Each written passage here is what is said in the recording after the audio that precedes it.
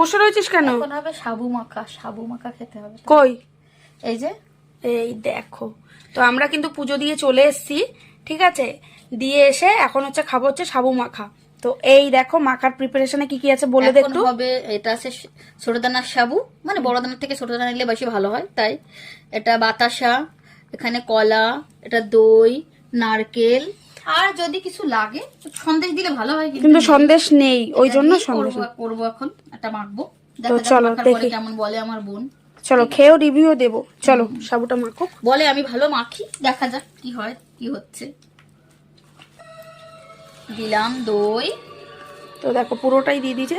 দইটা যত বেশি দেবে না, দই তারপরে এগুলো খুব ভালো লাগে, আর বেশি করে নারকেল কোড়া দিয়ে মাখতে হবে। বেশি মানে একদম টেস্টি টেস্টি হবে, কিন্তু পাত্রটা ছোট হয়ে গেছে, জায়গাটা ছোট হয়ে গেছে। আসলে এটাতেই ভিজিয়েছিলাম, ভেবেছিলাম, বুঝতে পারিনি জানো তো যে সাবুটা ফুলে যাবে এতটা।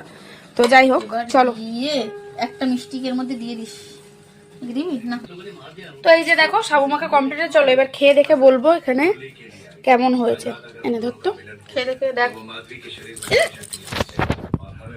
পড়ে যেত, ফোনটা এক্ষুনি পড়ছিল। বল কি কম আছে কি বেশি আছে, আবার কিছু দিতে হবে কি? ঠিক আছে, সব ঠিকঠাক, ভালো হয়েছে খেতে। চলো ভালো হয়েছে।